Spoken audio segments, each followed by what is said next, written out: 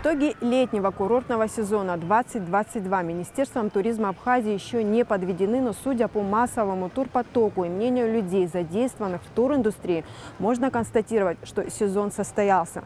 Каким содержанием был наполнен отдых этим летом, с какими проблемами сталкивались туроператоры и туристы, давайте обсудим. Удалось ли повторить рекордные показатели прошлого сезона, 1,5 миллиона туристов, узнаем, когда будут опубликованы официальные данные. Спрос на Абхазию был, говорят эксперты отрасли. В пиковые месяцы отели были загружены под завязку, хотя цены на отдых в республике и выросли в среднем на 30% по сравнению с 2021 годом. Называется один из факторов успешного курортного сезона. Это антироссийские санкции, недоступность популярных зарубежных турнаправлений для россиян, открытый сочинский аэропорт. Из-за военных действий на Украине спрос упал на курорты Крыма. Это тоже один из факторов. В среднем, например, именно по высокому сезону, если говорить об июне, с июня по сентябрь, Гагарский район был загружен в районе 90%. Цандревск чуть меньше. Я сейчас работаю предпочтительно в Гагарском и Цандревском районе, да, и поэтому могу рассуждать о загрузке этих локаций. Если сравнивать с прошлым годом, то я вас удивлю, наверное, показатели не отличаются друг от друга. Другой вопрос, что цена достаточно была увеличена где-то в районе 30% на повышение цен. И это должно, наверное, было сказаться на загрузке, но однако же, как показывает опыт и практика пройденного итогового сезона высокого, это не повлияло на загрузку. Загрузка отличная была. Повышение цены – это, как правило, увеличение пакета, который входит в стоимость проживания. Либо это улучшение инфраструктуры, это изменение сервиса, это улучшение номерного фонда и так далее. Просто тупо поднимать цены – это не есть правильно. То есть они должны быть обусловлены чем-то, это поднятие цен. Конечно, в тех объектах, где резко подняли цены, но при этом качество условий не изменилось, гости, естественно, недовольны. Но я вам больше скажу, понимаете, на следующий год цены тоже увеличатся. Я думаю, что примерно на такую же процентную ставку. Потому что, во-первых, расходы увеличились, значительно увеличились на все. И на транспортные, да, на бензин, например, там, на продукты питания, на все комплектующие, все повысилось в цене. Соответственно, для того, чтобы рентабельность какую-то сохранять, естественно, нужно повышать цены. Это закономерность, которая так и будет протекать. В этом году Абхазия заняла уверенное 3-е место в рамках внутреннего туризма, по нашим данным, уступив лишь Краснодарскому краю. Просто по объему, да, несопоставимо Абхазия и Краснодарский край, даже несмотря на проблемы с транспортом, проблемы с закрытием аэропортов, тем не менее, все равно Краснодарский край остался лидером. И уступив лишь Кавказским минеральным водам по спросу, ну тоже пока что понятно, тоже можно все объяснить. Все-таки там санаторно-курортный сегмент очень сильный, и люди круглогодично туда приезжают отдыхать. Ну а на 3-м месте у нас оказалась Абхазия, и это очень серьезный показатель. Мы надеемся, что мы сможем данный успех, в общем-то, для Абхазии мы сможем удержать, сможем дальше развить. Да, понятно, что это сильно связано с падением спроса на Крым. К сожалению, в этом году Крым из-за информационного фона, из-за отсутствия транспортной составляющей, конечно, своих туристов потерял. Но мы рассчитываем, что мы Абхазию сможем в дальнейшем развивать, отталкиваясь от показателей этого года. Ну и Крым тоже постепенно выровняется в этом плане. Туристы были готовы платить даже проживание по завышенным ценам. Но ось предложения, спроса, цены и качества, она сместилась от качества к цене. То есть турист, если раньше приезжал в эконом-уровень по, грубо говоря, 30 тысяч рублей, двое туристов, недельный тур, приехали, эконом-формат, они понимали, что за эти деньги они получат эконом-формат. В этом году цена на эконом-сегмент выросла в 2 раза, ну, грубо говоря, в разных отелях по-разному, но 50% точно. И приехав в тот же отель, который не изменился, который поднял цены просто потому, что рынок в целом поднял цены, но качественных никаких изменений не произошло, турист, наблюдая данную ситуацию, он, конечно, был недоволен, потому что уровень за 60 тысяч он для себя представлял другой. А по факту это остался тот же эконом. То же самое случилось и на сегмент выше, там средний, выше среднего и высокий уровень. И из-за этого, конечно, могли быть проблемы, они случались, пытались их быстро мы решить. Ну, если в дальнейшем цены удастся сохранить на следующий год, тогда, возможно, и проблем таких, как были в этом году, с туристами не будет. В республику стал приезжать на отдых более требовательный и обеспеченный контингент, который хочет комфорта и досугово-развлекательных программ. В гостиничной индустрии Абхазии, помимо отелей эконом-класса, появились конкурентоспособные объекты, предлагающие качественные услуги и налаженную инфраструктуру. В этом году очень серьезно вырос номерной фонд. Появились отели крупные, в том числе сетевые, среднего и выше среднего уровня, которые в дальнейшем, я думаю, очень сильно повлияют на распределение в целом семейного запроса от туристов из России. Это будет очень интересно с точки зрения и общего фона направлений. Ведь многие отели в этом году строились не только в Гагре, в Пицунде, в Сухуми и в Афоне, потому что это наиболее популярные места для строительства, но и в поселках, которые теперь получили стимул для развития. Гудаутский район в этом году прогремел, в прошлом году прогремел Ачимчирский район. Я думаю, что Ачимчирский район после этих успехов он продолжит свое развитие. Постепенно вносятся коррективы и расширяется номерной фонд. Это очень здорово. Туристов хватало на всех, мне кажется. Просто другой вопрос, что если мы рассуждаем о гостиничных объектах, работающих какой-то уже долгий период времени, да, то есть те объекты, которые прошли реструктуризацию, там, увеличили свой номерной фонд или там, изменили инфраструктуру, то есть следят за качеством услуг, да, повышают качество уровня сервиса и повышают стоимость, соответственно, к ним едет турист, который может себе позволить размещение выше среднего. Но и в гостевых домах, собственно говоря, в бюджетных малых гостиничных объектах было достаточно гостей. Поэтому я не могу сказать, что кто-то пострадал больше или меньше. Что качество туриста изменилось? Да, мы это можем тоже наблюдать. На сегодняшний день, я говорю, они стали более требовательными. Я говорю об этом уже несколько лет, по факту, что гость, приезжающий в Абхазию, стал более требовательным. Он знает о своих правах, он знает в том числе о своих обязанностях. Да, некоторые могут манипулировать своими знаниями, но здесь уже должен быть подкован ательер, на что он имеет право, на что он не имеет, за что он отвечает и так далее. Но, тем не менее, то есть в рамках договорной части, в принципе, все обладают знаниями, что им положено, что вот как бы они оплатили, что это должно быть. Если возникают какие-то недопонимания, им не предлагают тот спектр услуг, который был заявлен, гость, в свою очередь, совершенно спокойно обращается к туроператору, и туроператор уже решает вопрос с владельцем гостиничного объекта. То есть и компенсация идет услуг каких-то, и апгрейд номеров на более повышенную категорию. То есть разнообразие достаточно в этом большое. Разный был турист, и это последние 2 года так. Вот если в прошлом году у нас было очень много туристов выше среднего уровня, то в этом году это было все смешано. Сервис у нас гораздо повысился за последние несколько лет. И появились отели нового уровня. То, что касается вопроса общепитов, они тоже разные. Все зависит от бюджета человека, который приезжает отдыхать. Поймите правильно, то есть если я еду и рассчитываю на 10 дней отдыха, условно скажем, сумму ниже среднего, то я получу то, на что я готов потратиться. Вот эти 2 года последних показали, что есть туристы, которые снимают очень даже хорошие отели, и у них в принципе нет никаких нареканий. Они в основном хотят вот как раз таки о том, что нужно, да, хотят дискотеки, хотят, чтобы кафе работало до утра, не закрывались они в 12, в 11. Здесь нужно выработать такую систему, которая бы, оно и приносила бы деньги бизнесу и государству. с одной стороны. С другой стороны, это было бы, понимаете, все нужно делать так, чтобы это вкладывался в наш менталитет.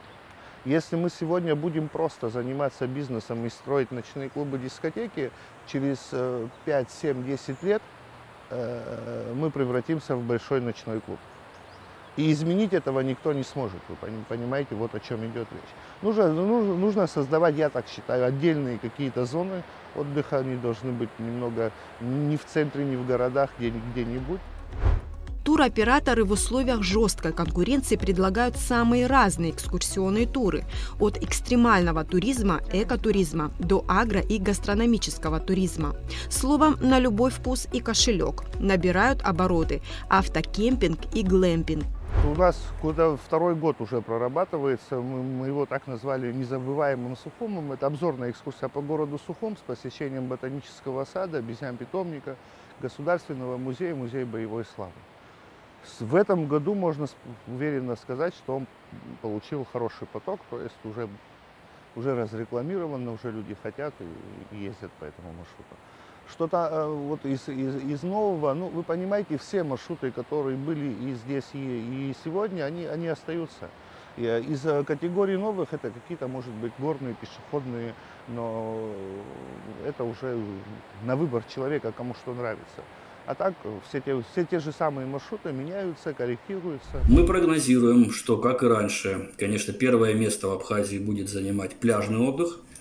Это самое основное. Все-таки Абхазию выбирают ради чистого моря, хорошей экологии, вкусной еды, летом, хорошей погоды. То есть это экологический летний пляжный отдых, который всегда любили и, скорее всего, не перестанут любить в Абхазии никогда. Второй большой кластер, который сейчас развивается в туризме и который продолжит, скорее всего, свое развитие, это экскурсионная часть.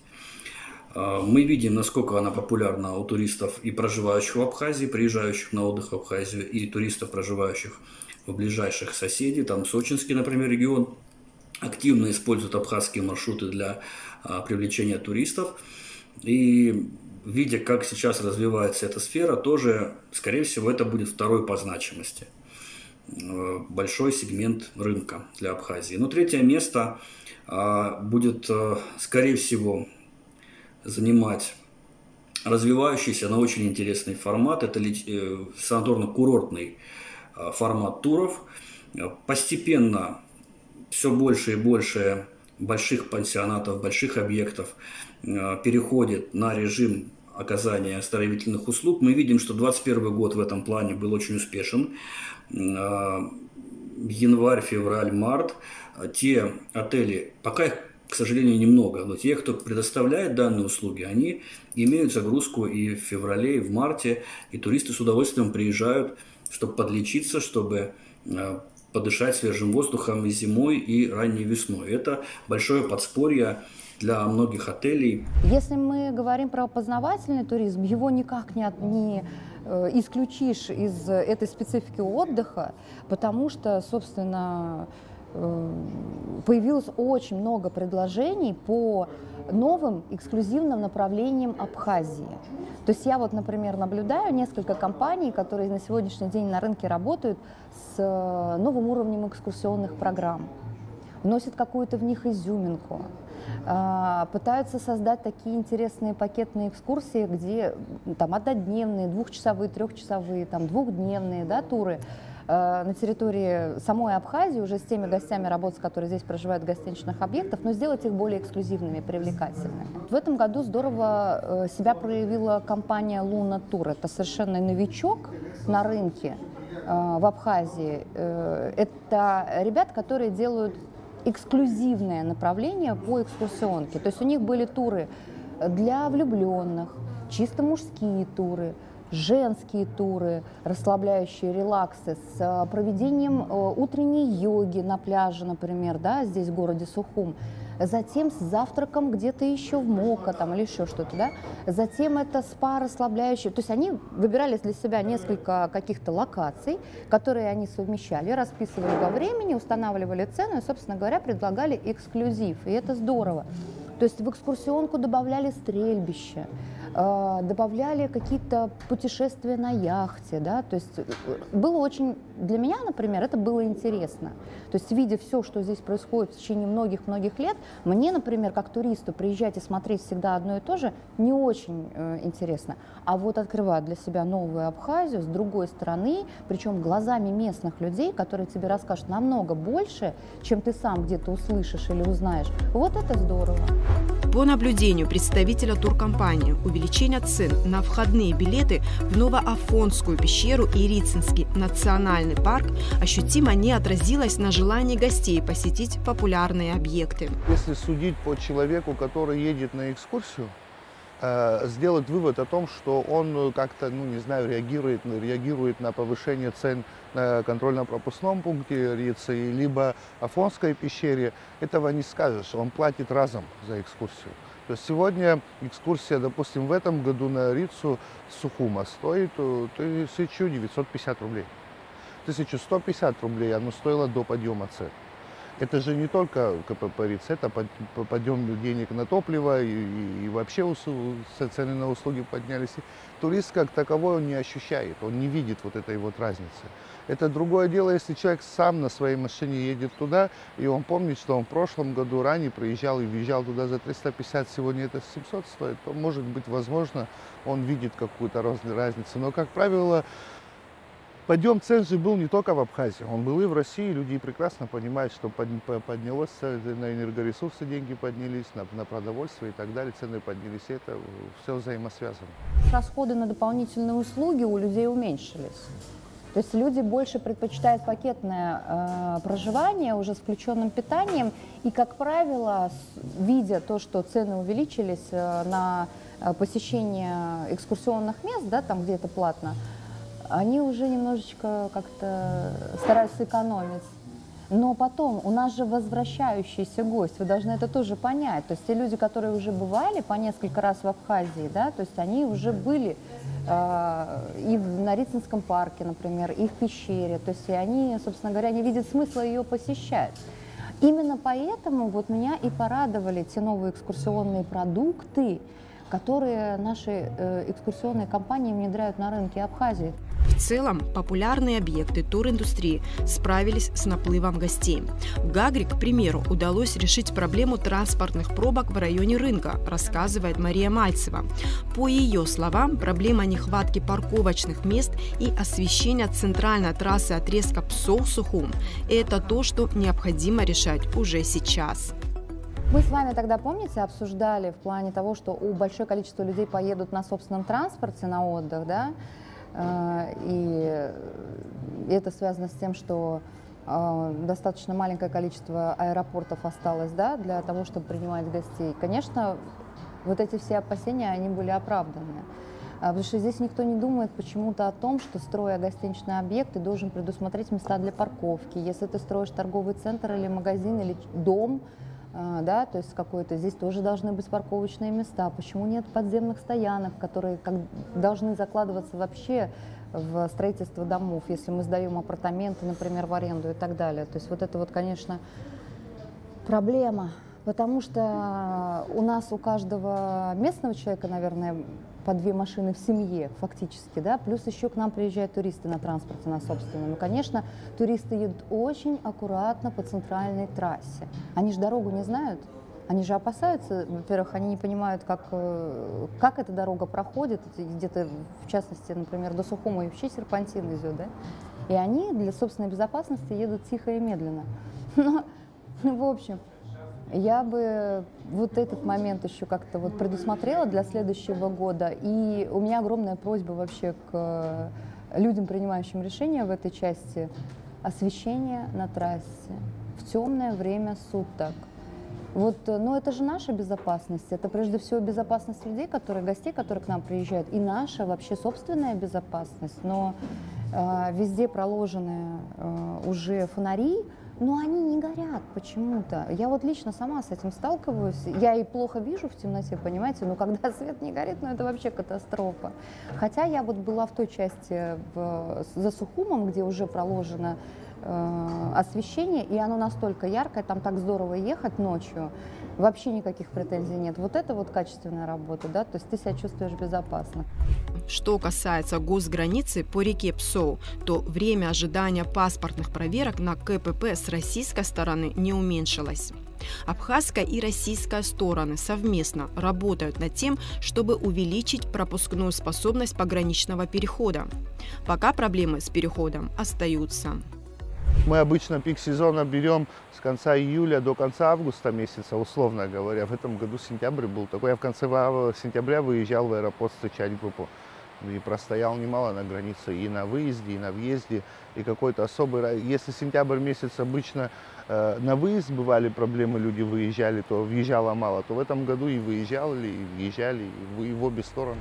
Не раз поднималась проблема нелегальных экскурсоводов. Нарушители ловят во время контрольных проверок, но отследить всех невозможно.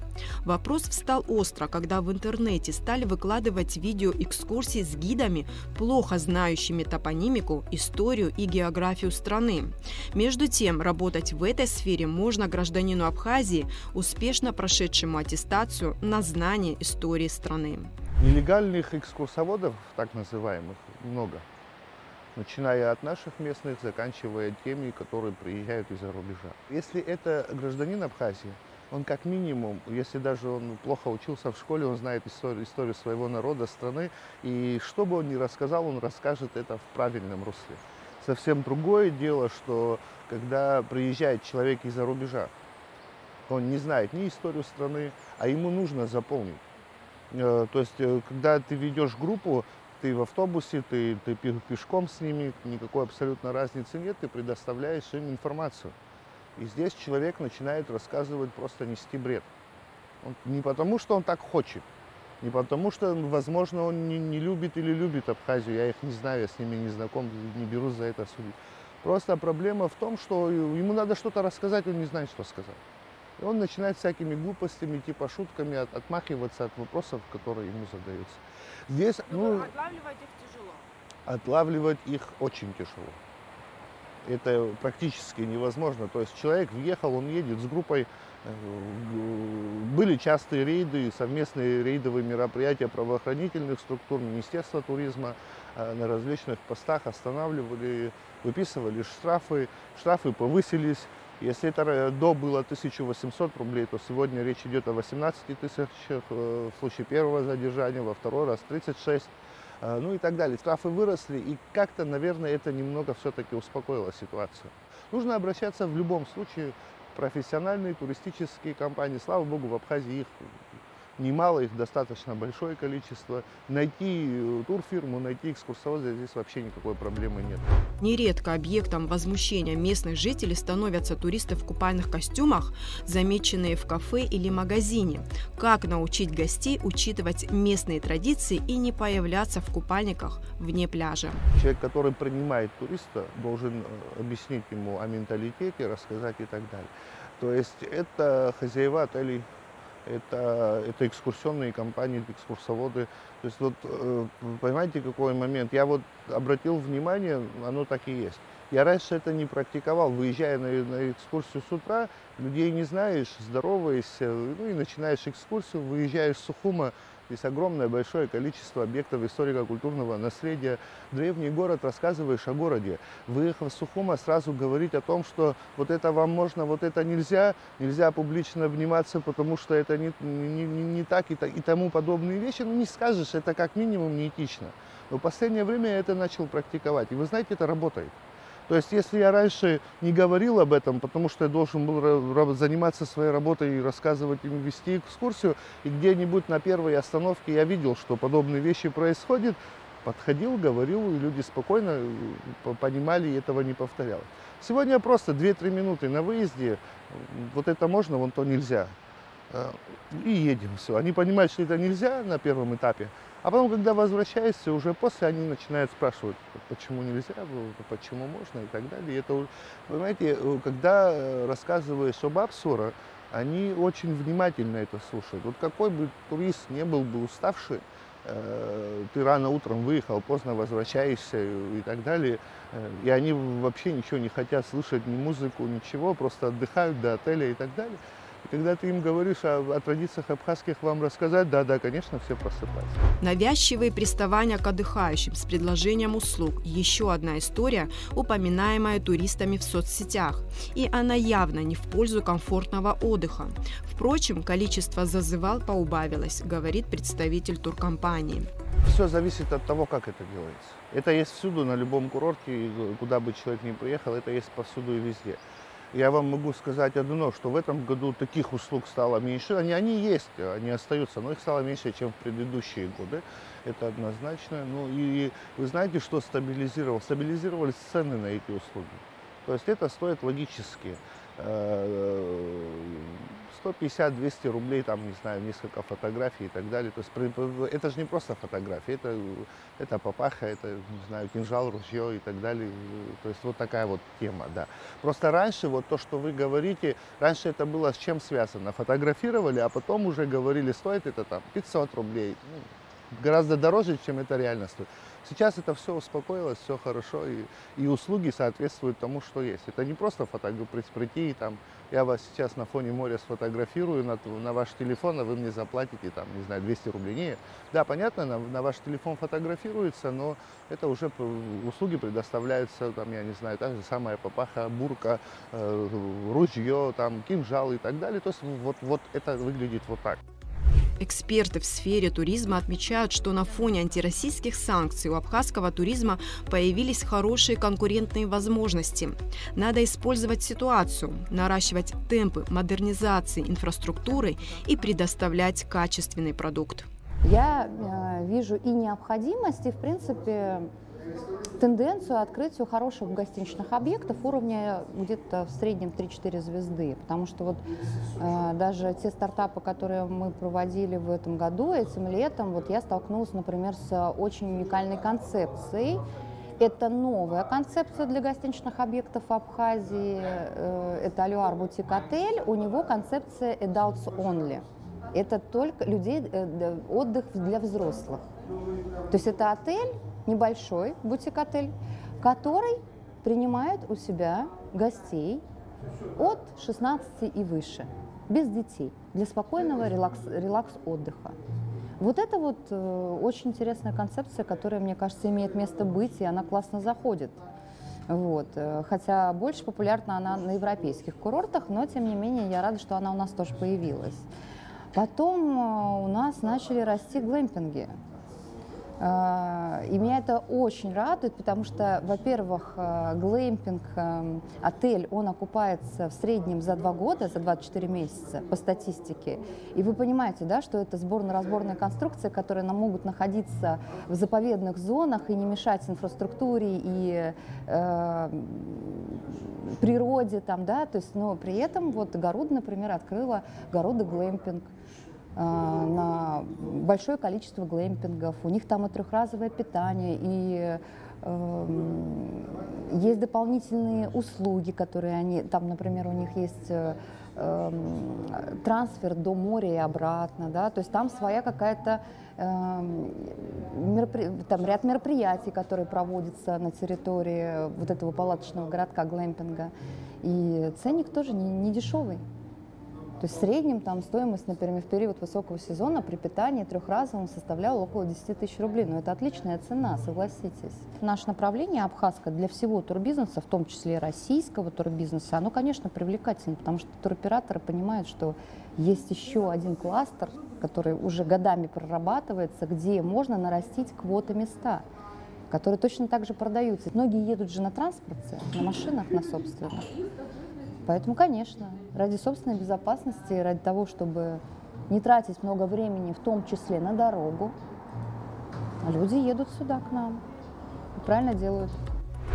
Прогнозы для Абхазии благоприятны и на следующий летний курортный сезон, хотя глубина бронирования из-за сложной международной обстановки отличается от предыдущих лет. В любом случае, работать надо на перспективу и результат.